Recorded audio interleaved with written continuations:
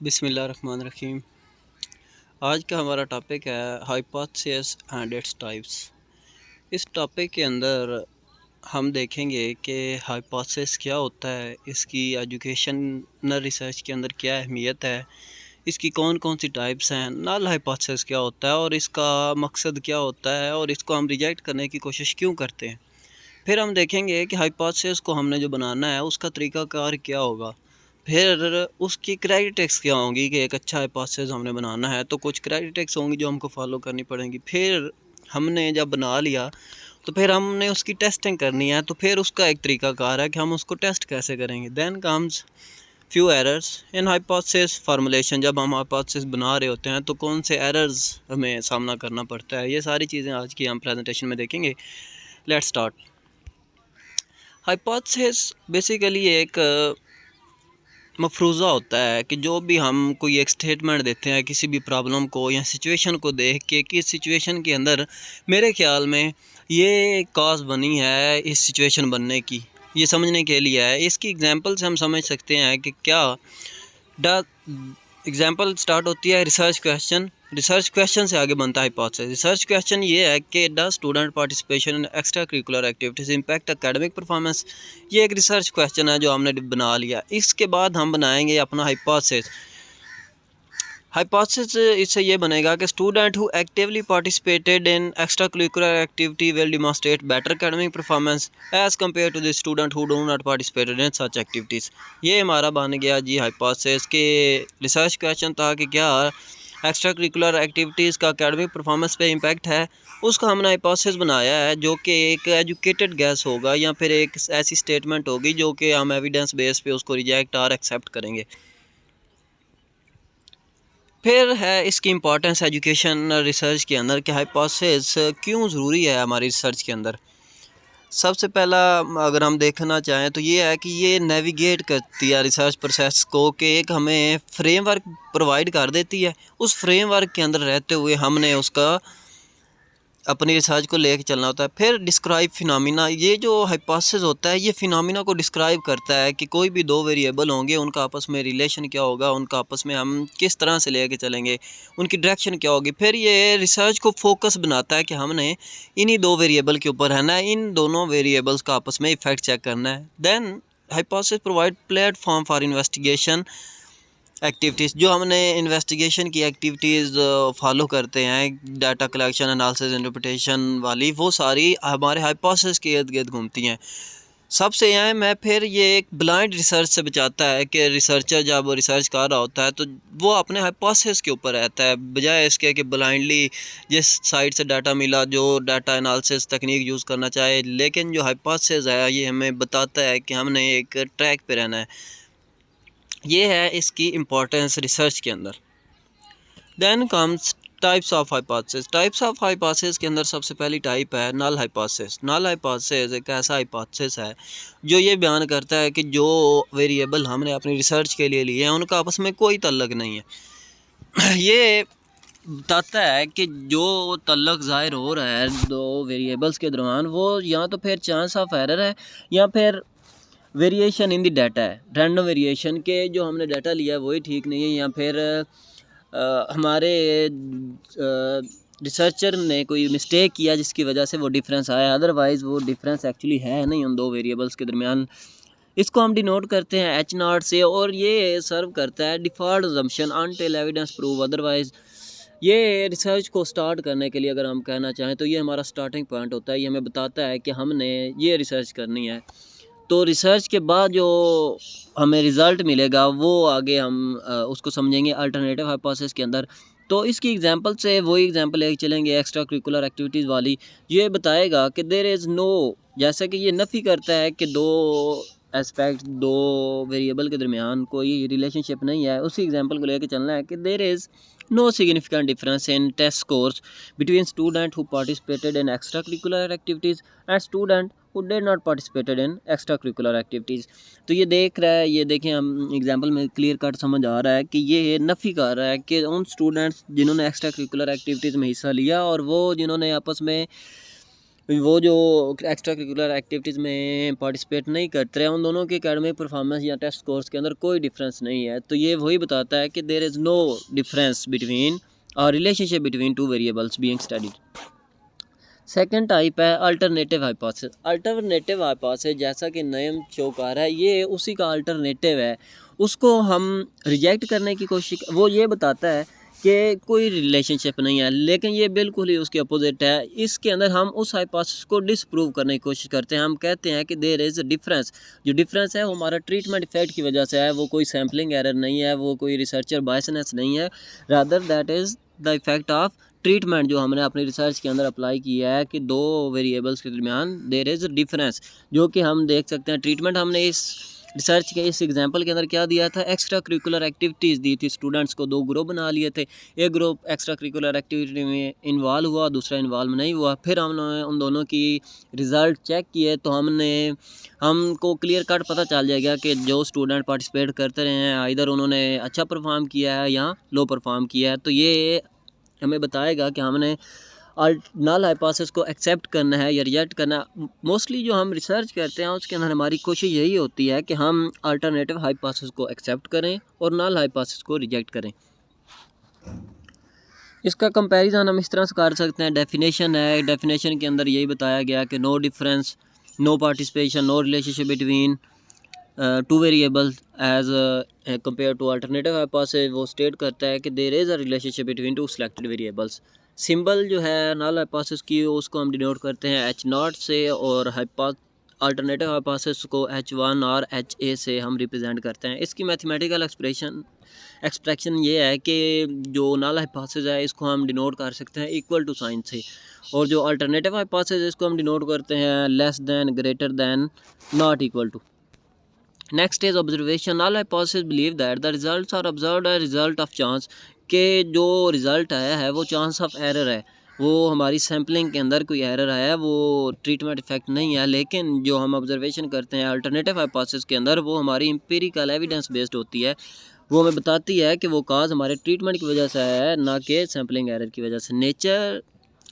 Next point है कि जो नल हाइपोथेसिस है, it is the hypothesis that the researchers try to disprove, कि रिसर्चर इसको हम डिसप्रूव करने की कोशिश करते हैं कि ये जैसा कि स्टेट करता है कि रिलेशनशिप नहीं है, और जो अल्टरनेटिव हाइपोथेसिस है उसको हम प्रूव करने की कोशिश करते हैं कि there is a relationship between two variables, there is any effect, any treatment effect और any relationship between two variables. Result, जो रिजल्ट है नल हाइपोथेसिस को वो इंडिकेट करता है चेंज इन ओपिनियन और एक्शन। जो हमारा रिज़ल्ट है नल हाइपोथेसिस के अंदर वो इंडिकेट करता है कि there is no change of opinion और एक्शन। इसके ट्रीटमेंट इफेक्ट जब है ही नहीं तो हम अपनी स्टेटमेंट क्यों बदलेंगे या ओपिनियन क्यों बदलेंगे as compare to alternative hypothesis, जिसका रिजल्ट हमें ये बताएगा कि देयर इज़ ट्रीटमेंट इफेक्ट, लिहाजा हमें अपनी स्टेटमेंट या अपने एक्शंस को, अपनी ओपिनियन को चेंज करने की ज़रूरत है। सिग्निफिकेंस ऑफ डाटा, जो नल हाइपोथेसिस है इसके अंदर study become insignificant because it shows that there is no significant, there is no relationship between two variables, that is chance of error. लेकिन अल्टरनेटिव हाइपोथेसिस के अंदर हमारी जो स्टडी है वो सिग्निफिकेंट बन जाती है, क्योंकि वो शो करती है कि there is a significant fact, there is a relationship between two variables. Acceptance, ये है अल्फ़ा लेवल, ये एक डीप कंसेप्ट है जिसके लिए एक अलग स्लाइड की ज़रूरत है, लेकिन शॉर्टली प्रेजेंट कर दूंगा कि ये बताता है कि if the P value is greater than the level of significance, जो हम डिसाइड कर लेते हैं अपनी रिसर्च के अंदर कि हमारा लेवल ऑफ सिग्निफिकेंस या चांस ऑफ एरर ये होगा, अगर पी वैल्यू उससे बड़ी है तो हम नल हाइपोथेसिस को एक्सेप्ट कर लेंगे। लेकिन अगर पी वैल्यू हमारे अल्फ़ा लेवल से छोटी होगी तो हमेरी वैल्यू आ जाएगी क्रिटिकल रीजन के अंदर, जो कि बताएगी कि जो इफ़ेक्ट आया है वो चांस ऑफ एरर नहीं है, बजाय वो ट्रीटमेंट इफेक्ट की वजह से आया। तो फिर हम अल्टरनेटिव हाइपोथेसिस को एक्सेप्ट कर लेंगे, हमारी स्टडी सिग्निफिकेंट बन जाएगी।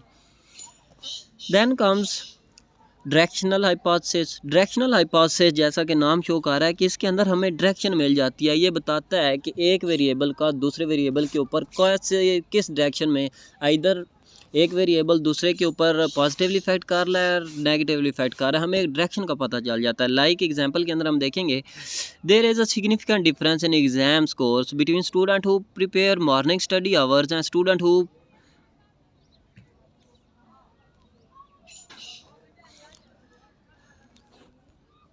डायरेक्शनल हाइपोथेसिस के एग्जांपल्स हम समझेंगे कि the more hours the student depend studying the higher their exam score will be, कि एक स्टूडेंट जितना ज़्यादा स्टडी आवर के ऊपर टाइम स्पेंड करेगा उतने ही ज़्यादा उसके एग्ज़ाम स्कोर आएंगे। तो ये हमारी डायरेक्शनल है, हमें डायरेक्शन का पता चल जा चुका है कि हम डायरेक्टली देखने से ही पता चल जाएगा कि एक स्टूडेंट जो कि कम टाइम देता है स्टडी के ऊपर उसके स्कोर ऑटोमेटिकली कम आएंगे। तो ये है डायरेक्शनल और one tailed hypothesis. Then comes non directional और टू टेल्ड हाइपोथेसिस। ये ऐसा हाइपोथेसिस होता है जिसके अंदर हमें पता नहीं होता कि कौन सा वेरिएबल दूसरे वेरिएबल के ऊपर इफेक्ट कर रहा है और उसकी डायरेक्शन क्या होगी, पॉजिटिव होगी या नेगेटिव होगी या इक्वल होगी। एग्जाम्पल से हम समझेंगे कि there is a significant difference in exam scores between student who prefer morning study hours and student who prefer evening study hours. देखें, हर स्टूडेंट का अपना टाइम होता है कि वो कुछ मॉर्निंग में पढ़ते हैं, कुछ इवनिंग में पढ़ते हैं। तो इसको देखने से हम एज़ ये नहीं कह सकते कि मॉर्निंग वाले अच्छे परफॉर्म करेंगे और इवनिंग वाले परफॉर्म करेंगे, लिहाजा कोई भी इन दोनों में से अच्छा परफॉर्म कर सकता है। तो ये हमारा टू टेल्ड और नॉन डायरेक्शनल हाइपोथेसिस होगा। इसके बाद आता है कि हाइपोथेसिस को जब हम बनाते हैं तो उसका प्रोसेस क्या होता है। उसके प्रोसेस के कुछ स्टेप्स हैं, वो ये हैं कि कुछ की पॉइंट्स हैं जो हमें समझने की ज़रूरत है। पहला है कि understand the area of problem. हमने अपने प्रॉब्लम जो है उसका सिनेरियो देखना है कि हमारा प्रॉब्लम है क्या। फिर उसके गोल्स देखने हैं कि after selecting the problems understanding the problem objective have to be selected according to the problem. हम अपना एक ऑब्जेक्टिव सेट कर लेते हैं कि हमने इस प्रॉब्लम की इस डायमेंशन में या इस डायरेक्शन में देखना है। फिर हम अपने वेरिएबल को आइडेंटिफाई करते हैं कि इस प्रॉब्लम के अंदर हमारे टू वेरिएबल्स होंगे। लाइक हमने दो एग्जांपल पीछे पढ़ लिए हैं, एक था स्टडी आवर का अचीवमेंट के ऊपर, एक था एक्स्ट्रा करिकुलर एक्टिविटीज़ का अचीवमेंट के ऊपर। ये दो हमारे वेरिएबल्स थे। Then identify the relationship between the variable. फिर हम शो करेंगे कि इधर हमारा हाइपोथेसिस क्या है और डायरेक्शनल होगा और नॉन डायरेक्शनल होगा। देन अपने जो हाइपोथेसिस हमने बना लिया है उसके ऊपर हम थिंकिंग करते हैं क्रिटिकली कि either our hypothesis is testable, verifiable और which make able to confirm the hypothesis. क्या हमने उस हाइपोथेसिस को लेके चलना भी है कि नहीं, क्या उसको हम टेस्ट भी कर सकते हैं, उसको हम वेरीफाई कर सकते हैं, क्या उसको हम डिनाई भी कर सकेंगे आगे। Then express the ideas as own hypothesis. अपना जो हम हाइपोथेसिस जो क्रिटिकल थिंक के बाद उसको एक ऐसी स्टेटमेंट देंगे जो हमारी अपनी टेंटेटिव स्टेटमेंट होगी, जिसको हम अपना रिसर्च करने के बाद एम्पिरिकल एविडेंस दे के उसको प्रूव और डिसप्रूव करेंगे। ये है हाइपोथेसिस को फार्मूलेट करने का एक प्रोसेस। फिर है कि एक गुड हाइपोथेसिस के लिए हमें चाहिए क्या होता है। उसके लिए 4 चीज़ें बहुत इंपॉर्टेंट हैं, 4 चीज़ों को हम देखेंगे। पहली है कि एक सॉलिड क्वेश्चन हो, कि जो हमने हाइपोथेसिस बनाना है कि वो एक क्वेश्चन अच्छे क्वेश्चन के ऊपर मबनी हो। फिर बैकग्राउंड रिसर्च करते हैं हम उस क्वेश्चन को लेके कि ये हमने हाइपोथेसिस बनाना है तो उसके रिलेटेड कौन सा क्या कुछ काम हो चुका है और किस डायरेक्शन में काम करने की ज़रूरत है। फिर हम उसको तसल्ली करते हैं क्या वो टेस्टेबल है। जब हम लिटरेचर रिव्यू कर लेते हैं तो उसी समय पता चल जाता है कि उसके ऊपर किस डायरेक्शन में कितना काम हो चुका है, क्या इसके ऊपर और भी काम करने की ज़रूरत है और इसके ऊपर पहले ही एवरी डायरेक्शन के अंदर काम हो चुका है, जो कि नॉर्मल हालात में या कभी भी मुमकिन नहीं है। There is always a chance of error and chance of improvement. फिर है इंडिपेंडेंट एंड डिपेंडेंट वेरिएबल्स को सिलेक्ट करना, कि गुड हाइपोथेसिस के अंदर हम वेरिएबल को डिफ़ाइन कर लेंगे कि एक वेरिएबल दूसरे के ऊपर डिपेंड कर रहा है और कौन सा किस तरह से कौन सा डिपेंडेंट है और कौन सा इंडिपेंडेंट है। ये 4 चीज़ें हमारे एक हाइपोथेसिस को अच्छा हाइपोथेसिस बनाती हैं, जिसके वो अंदर 4 क्वालिटीज़ होंगी। पहली सॉलिड क्वेश्चन होगा, बैकग्राउंड रिसर्च बेस्ड होगा, टेस्टेबल होगा और इंडिपेंडेंट और डिपेंडेंट वेरिएबल क्लियरली डिफाइन होंगे।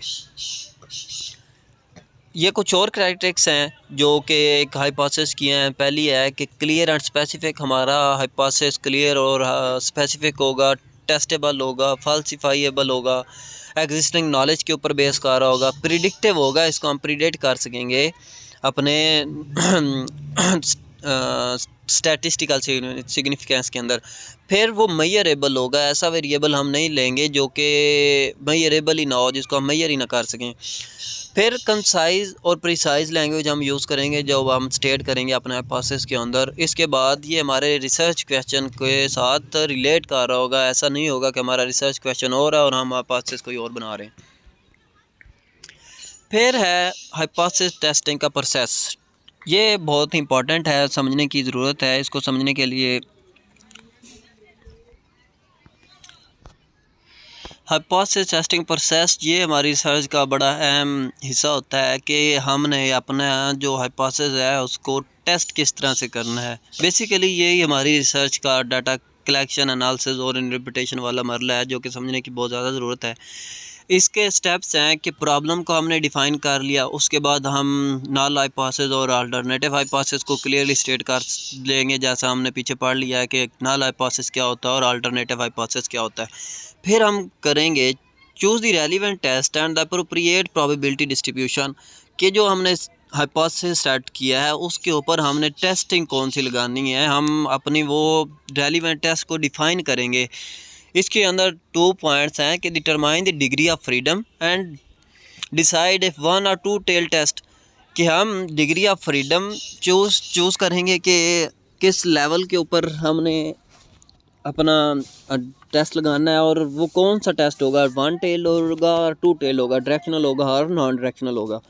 Then comes choose the critical value या फिर अल्फा लेवल ऑफ सिग्निफिकेंस। ये इसको हम चूज़ करेंगे कि हमारा जो सिग्निफिकेंस लेवल क्या होगा, चांस ऑफ एरर कितना एक्सेप्टेड होगा और कितना के अंदर अगर इससे वैल्यू बाहर चली जाएगी तो वो हमारा रिजेक्शन रीजन आ जाएगा। फिर हम जो क्रिटिकल वैल्यू डिफ़ाइन कर लिया, फिर हम टेस्ट स्टैटिक्स और क्रिटिकल वैल्यू को कंपेयर करेंगे और टेस्ट स्टैटिक्स को अप्लाई करेंगे कि either the value is in critical region और in rejection region, area of acceptance और रिजेक्शन। अगर वैल्यू मिडल के अंदर आ रही है डिस्ट्रीब्यूशन के अंदर और पी वैल्यू अल्फ़ा लेवल से बड़ी है तो इसका मतलब है नल हाइपोथेसिस को हम एक्सेप्ट कर लेंगे। अगर पी वैल्यू या फिर जो हमारी टेस्ट स्टैटिक्स के अंदर वैल्यू आती है वो रिजेक्शन रीजन के अंदर आ रही है तो फिर हम अल्टरनेटिव हाइपोथेसिस एक्सेप्ट करेंगे, जो को स्टेट करता है कि there is a treatment effect, there is no chance of error involve in it, so we are rejecting null hypothesis and accepting alternative hypothesis.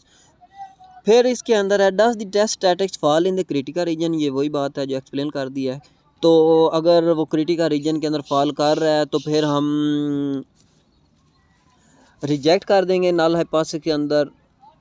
Critical reason के अंदर अगर वो फॉल कर रहा है तो हमने नल हाइपोथेसिस को रिजेक्ट नहीं करना। अगर क्रिटिकल रीजन से बाहर है, रीजन ऑफ रिजेक्शन के अंदर आ रहा है तो फिर हम नल हाइपोथेसिस को रिजेक्ट कर देंगे और अल्टरनेटिव हाइपोथेसिस को एक्सेप्ट कर लेंगे, जो कि हमारी रिसर्च का पर्पस होता है कि अल्टरनेटिव हाइपोथेसिस को हमने एक्सेप्ट करना है कि there is a treatment effect, there is no chance of error, there is a relationship between 2 variables.